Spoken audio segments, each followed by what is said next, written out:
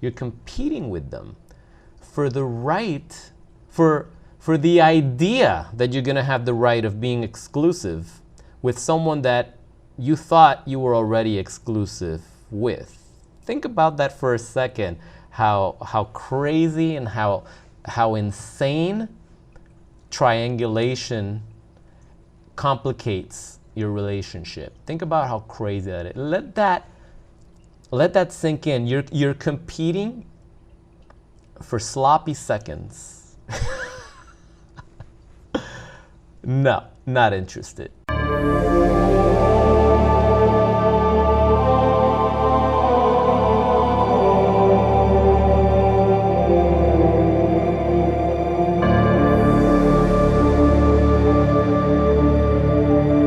What's up, guys? Welcome back to another segment of the Psychopath Exposure Show.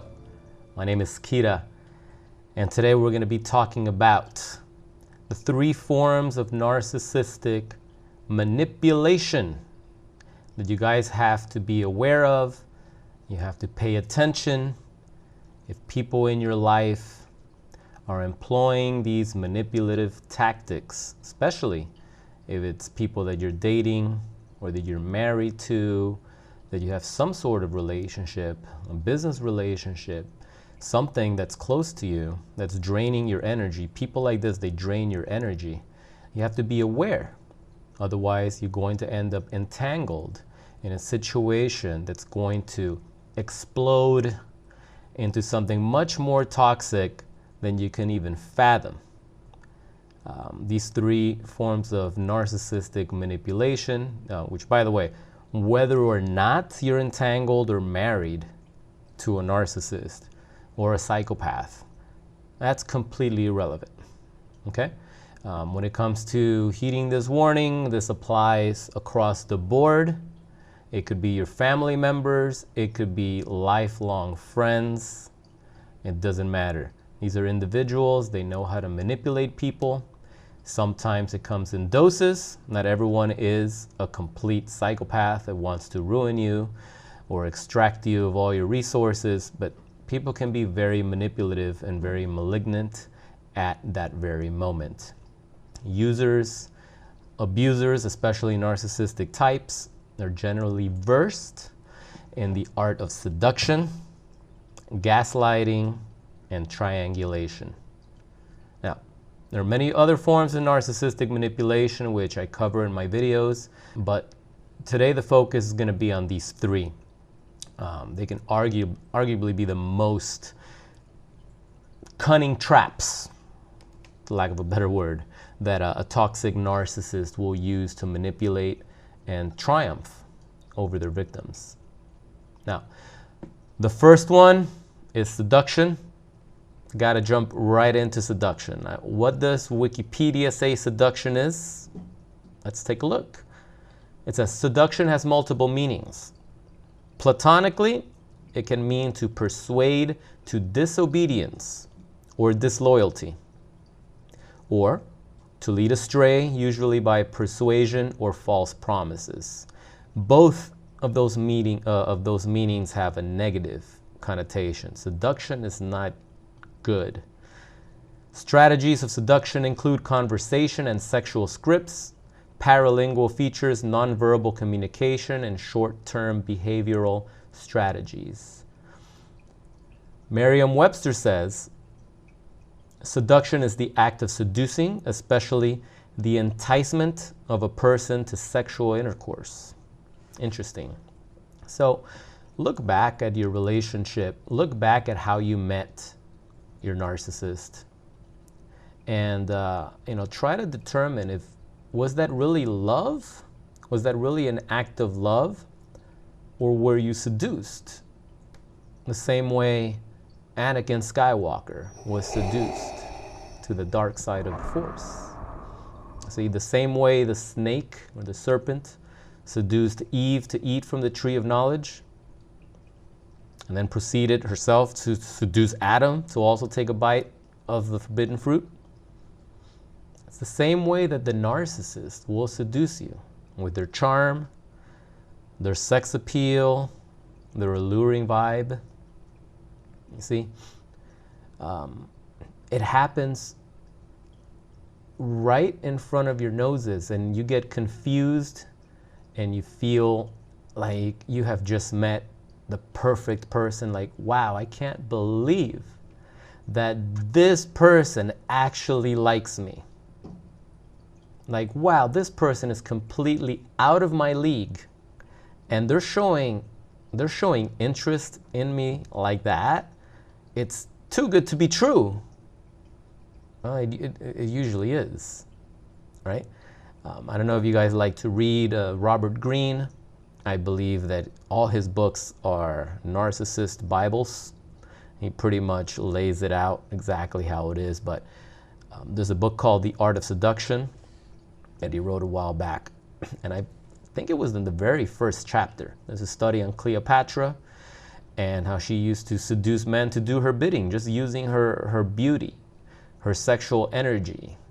You know, I translate that to today, like simps and suckers. They think they're gonna get a taste of Cleopatra's punani, and she's just dangling that carrot, and they're just doing her bidding, doing anything she asks, contributing, money, buying them gifts, helping them with their bills, paying for whatever it is that they want, buying them jewelry, taking them out to the nicest places, buying them handbags, etc., etc. And 9 out of 10 times, these narcissistic women in this case, they're just using those poor suckers. They're just using them. And the more the guy doubles down and invests in her, the less he's going to get. And you have to be very, very careful with people like this. And men too, they can be very, very charming. Very, very charming. And it's just not the right way to begin a relationship when you're being showered and bombarded with gifts, with the promise of sex and this and the other. There's something uncanny about that. And when you go through a narcissistic entanglement and your life falls apart and you look back and you go back to the beginning and you realize, wow, it was seduction all the time. They seduce you, they'll lure you in with sex, they'll keep you under their spell with sex, and they will torture you by withholding sex if you end up marrying these people or getting entangled with them for a long time. That happened to me once with my psychopath ex, and that was a very short-lived experience. It doesn't always happen, but it's common. I've made videos about that, So take a deep and honest look at your situation. Ask yourself, is the real reason why you keep going back to the narcissist after they cheat on you and they lie to you and they discard you? The reason you're letting the narcissist back into your life, does it have anything to do with the promise or the idea of having sex with them again? Pay attention to that. You realize that a lot of times you're trauma bonded because you're addicted to the sex that you're never going to get back, that they took away, to that intimacy that now they're withholding, that it was the best you ever had.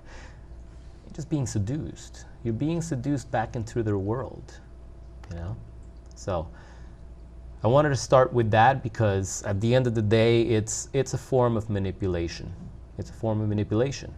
And narcissists are very, very good at executing that to get what they want. All right? So second form of narcissistic manipulation that we're going to cover today is, of course, gaslighting.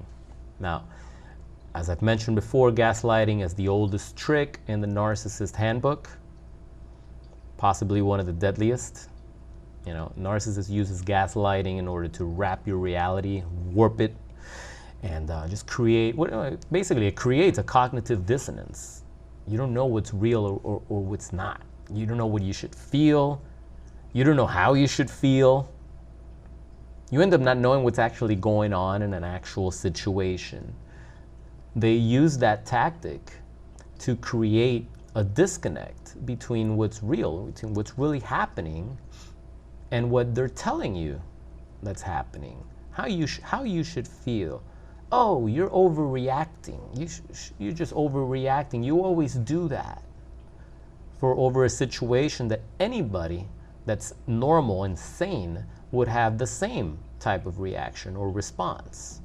You know, I like to give that an exaggerated example, but it's like you have the narcissist, and she'll be like, oh, I'm meeting some friends tonight for drinks. And then the boyfriend or the husband will be like, oh, your girlfriend's from the office? That's who you're getting together with? And then the narcissist will be like, no, just some guys from college who I used to party with before we met. No big deal. I used to date one of them. But he was so jealous. Oh my God, so it didn't work out. And now the boyfriend's like, oh shit, well, I don't want to be jealous like her ex. So, okay, yeah, I guess it's perfectly safe for my girlfriend to go out with her, to go out for drinks with 4 single guys. One of them who she used to date, right? I guess that's perfectly okay. And then the narcissist comes back and it's like, you see, you always do this. You blow up and you ruin the night. You always have to do that. You always have to ruin it for me. Just leave me alone. Look, my phone is dying. I'll text you later. And that's the last you'll hear from her. So now the boyfriend's like, wow. Like, I'm not even sure what just happened. I don't know how should I respond, but I guess I should be more understanding because now I pissed her off. And yeah, I guess she didn't mean no harm. I guess I'm just a jealous prick like her ex. Wow. She just totally gaslit you into thinking that you're a jealous creep, just like her ex. You always ruin her night. You always blow up. You always exaggerate. Meanwhile, she's the one in a relationship that's about to go out with 4 single men from her college days. One of them who she used to bang. And you're supposed to be okay with that. No, that's gaslighting. Okay? That's gaslighting. Now she shows up at 5 in the morning and you're up waiting, and as soon as she walks in through the door and you're like, yo, what the hell? You haven't even called, blah, blah, blah. And she's like, look at you. Oh my God, please, I don't even want to talk. I'm not going to talk to you. I'm not going to talk about it. Just leave me alone. What are you crazy? Again, gaslighting. They're making you feel like you're not supposed to have that reaction when that's the reaction anybody would have.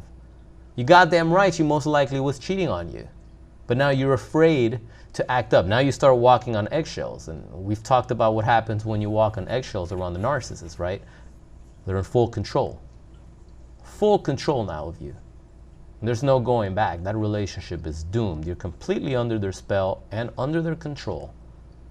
And whatever you do now, you're going to be a shell of who you used to be. Whatever confidence you had is now shattered. And now they lose attraction for you. So they're going to cheat on you even more.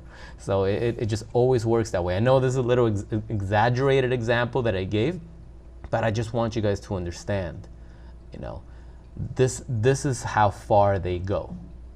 They do things that you wouldn't believe that if you were to hear this story from somebody else, as most of our friends have when we tell them. It's hard to believe that somebody would disrespect you so much, would hold, it's like an insult to your own intelligence that they would actually say things like that. It's like they'll hold a piece of paper and it's a blue piece of paper and they're like, what color is this piece of paper? And you're like, yeah, it's this blue, why? And you're like, blue is red, you idiot. And you're like, it's freaking blue. No, it's red. God, you see? Every time. And then they'll do that over and over and over again. And at some point, you start to question, man, maybe I'm colorblind. Maybe I should see a doctor because, man, every time she brings something up that's blue, and I see that it's blue, she tells me that it's red, maybe now you're confused. And they do this to torture you, but they also do this to just have the upper hand on you. I know a lot of you ladies, you'll catch your dude texting another girl, and you see it. You see the text, and they delete it right in front of you, and you're like, hey, what did you just delete? What did you just swipe? They'll be like, nothing, babe. And you're like, I just saw you delete that. No, you're crazy. That was just a YouTube notification for bodybuilding or whatever, sports. And you're like, huh? I know what I saw. And they argue it to the T where you start to think, well, they wouldn't go out of their way to argue this much. They're 100% sure that nothing happened. And I'm the crazy one that, okay, maybe I didn't have a good angle of their phone. Damn, maybe it was it? And then you start to question yourself. And that's gaslighting. It's the oldest trick in the book, but it's by far the deadliest. The damage that it does to victims is unreal. If you've ever experienced a situation like this, not just with your significant other, but a coworker, a boss, someone close to you, like they'll tell you, hey, we're meeting at 12, and then they show up at 2 o'clock, and you're like, I've been waiting at 12. You said 12. Here's your text. And no, I said 2. And you're like, no, it's 12. And they keep arguing that they said 2. And you have the freaking text. And you're showing them the text, and you're like, no, whatever. And then they blow you off. That person's gaslighting you. That person cannot own their word. They cannot accept responsibility that they fucked up. You got to get rid of them. You can't maintain a relationship with someone that's going to constantly gaslight you and try to confuse and warp your sense of reality. That's just unacceptable behavior. It's toxic. It's just insane to be around somebody like that. You can't trust that person. You can't be yourself around that person. And this is how narcissists get away with murder, pretty much. That's what they do. So, last but not least, and I will take a sip of water. So good. Last but not least is triangulation. Now, triangulation, another form of manipulation employed by the narcissist, the psychopath, and that's when they place themselves in between you and another person. Now, this other person is usually a new lover or their ex or something in between. All right. This form of narcissistic manipulation and abuse, it works even better when coupled with the gaslighting, especially in an intoxicating level of seduction that comes with it by the narcissist.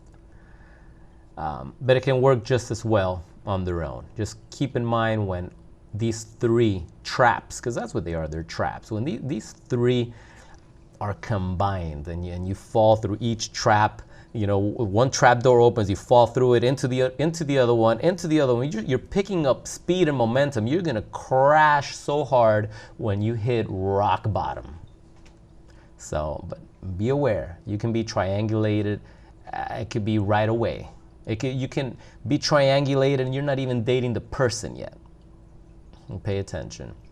Now, imagine being in a relationship and having to hear about their ex-girlfriend or their ex-boyfriend constantly.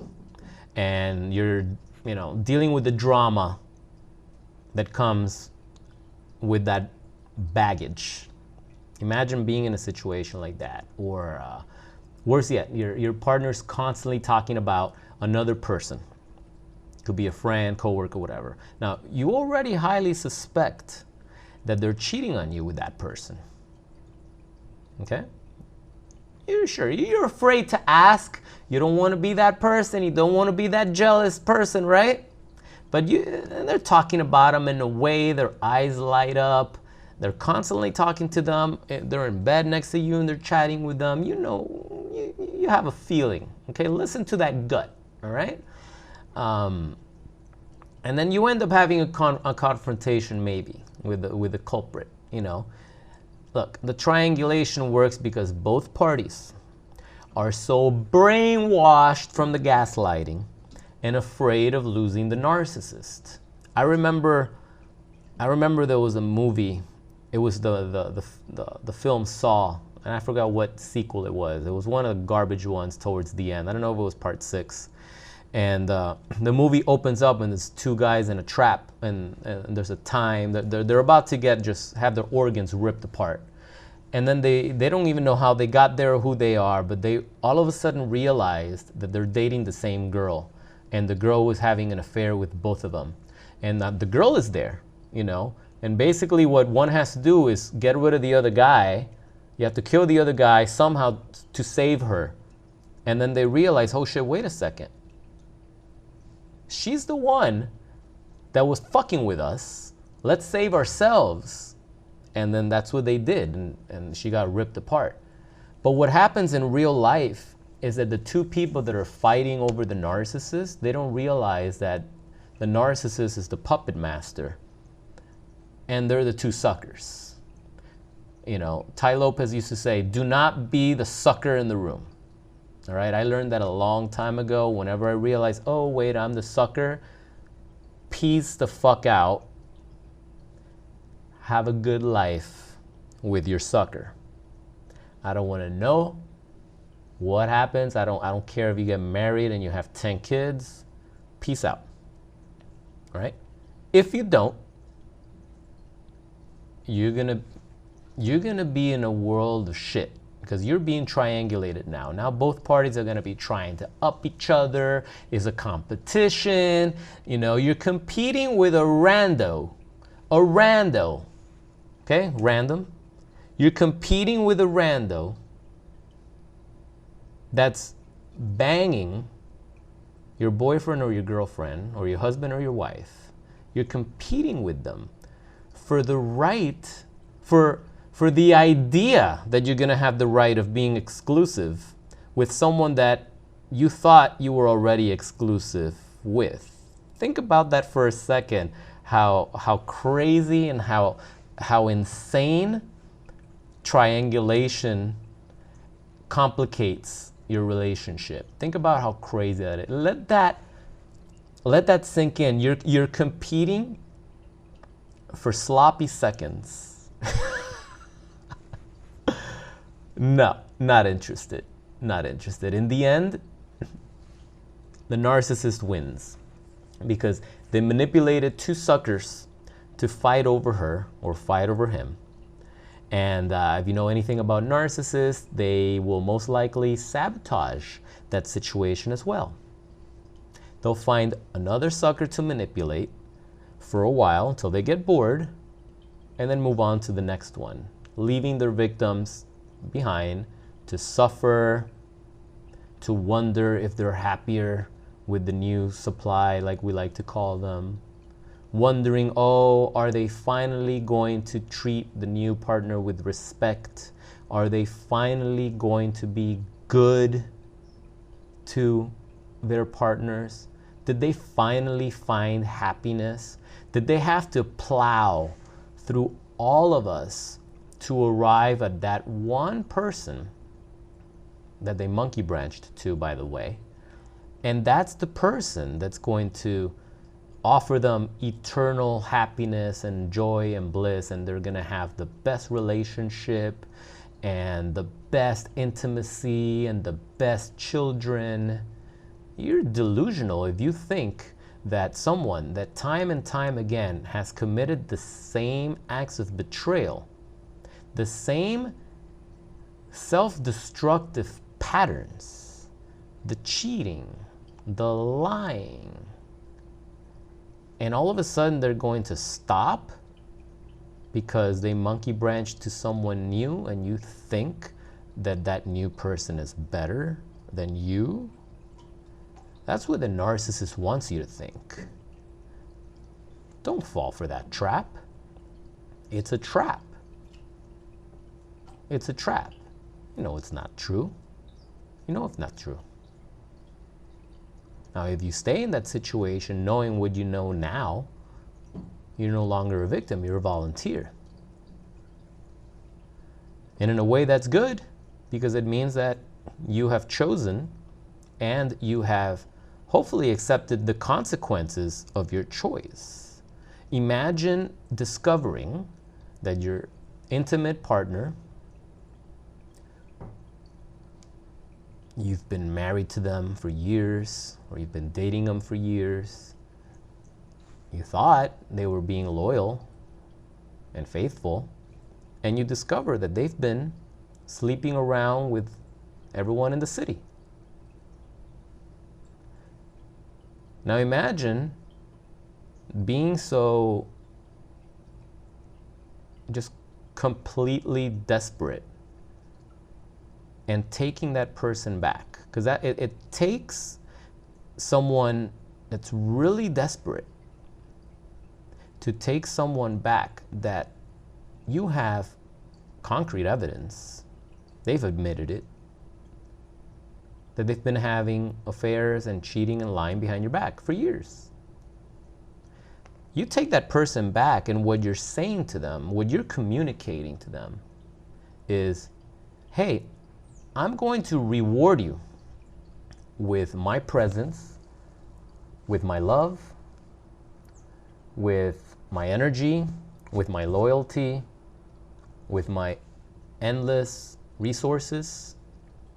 I'm going to reward you with all of that for having lied and cheated on me for all these years, for putting me at risk of getting an STD, for possibly creating chaos in my life with one of those people who probably thought they were in a committed relationship with you, but you were cheating on them too, for triangulating me with all your secret lovers, for gaslighting me and wrecking my mind and making me think that the paper was red when it was really blue.